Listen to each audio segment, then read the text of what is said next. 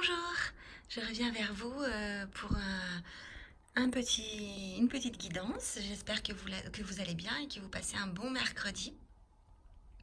Alors du coup pour cette guidance, je vous propose deux jeux, donc l'oracle de la triade et le 77 d'Aliaské. Donc on va découvrir les cartes que j'ai pigées. Donc là on a la carte de la mort et on a la carte du bonheur. Donc la carte de la mort, ça annonce la fin d'une situation, un renouveau, quelque chose qui se transforme, une situation qui se termine.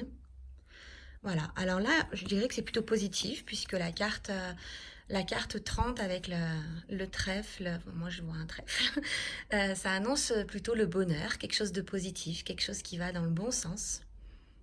Donc voilà, une situation qui se transforme, voilà, mais plutôt dans le bon sens du coup. Je vais essayer de les remettre comme ça. Ensuite, la deuxième carte, on a la paix. Et on a quelqu'un de spirituel. Donc la paix, ça vous invite à prendre les situations un petit peu avec un peu plus de sérénité, un peu plus de calme, de revenir un petit peu dans ce sentiment de paix. On est bien dans ce sentiment de paix, on est bien quand on agit dans sa vie avec un peu plus de fluidité, un peu plus de sérénité. Et cette carte, elle vous y invite. Elle vous invite à retrouver un petit peu ce calme en vous, voilà, cette façon de gérer les choses, notamment, en fait, je pense que ça a à voir avec la carte de la transformation. Donc, gérer un petit peu les choses qui se terminent, les transformations, les situations qui changent avec cette sérénité, avec ce calme, avec cette paix à l'intérieur de vous. Voilà. Et ça annonce plutôt une personne, donc ça c'est la carte 48, elle annonce plutôt une personne spirituelle, une personne qui est ancrée, une personne qui apporte, qui est hum, qui est reliée à la source. Voilà comment je parle, voilà comment je définirais cette carte, c'est ce qui me vient là maintenant. Donc du coup, voilà pour cette deuxième petite carte. Les petites cartes d'Aliaské, vous voyez, là, elles se suivent en fait. C'est des toutes petites cartes et elles ont un fil comme ça qui se suit. Toutes les cartes se suivent, elles sont juste superbes. Et la troisième carte, du coup, donc vous avez la carte de la méditation. Donc la carte de la méditation, c'est plutôt une carte qui va vous inviter à vous relier à vous. Donc dans la méditation, voilà, vous savez ce que je pense de la méditation maintenant. Donc en fait, plutôt dans votre alignement, dans votre... voilà, à revenir à vous. Vous avez le signe Home sur cette carte qui est juste là. Donc cette carte, elle va plutôt vous inviter à rentrer en vous, à retrouver votre centre, votre vous supérieur. Voilà, vraiment revenir à l'intérieur de soi.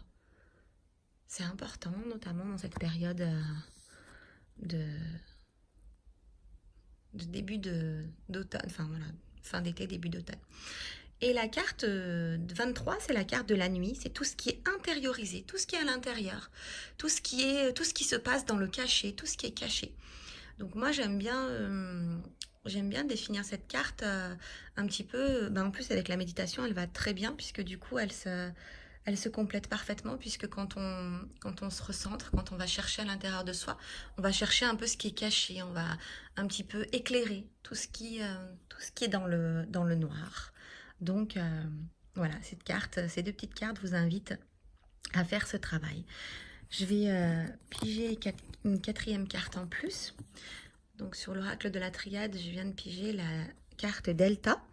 Donc Delta, c'est vraiment la connexion au divin. Elle représente vraiment la connexion au divin. L'alignement, elle parle d'alignement, de religion également. Mais là, c'est plus la connexion au divin. Donc allez vraiment chercher cette partie divine. Il y a la spiritualité aussi qui est représentée par le violet, la couleur violette. Allez chercher cette partie divine à l'intérieur de vous. Essayez d'agir avec cette partie magique, magnétique qu'il y a à l'intérieur de vous. Voilà ce qui me vient pour cette carte. Du coup, donc je vais tirer une quatrième petite carte. Et donc là, on a la carte qui symbolise l'automne.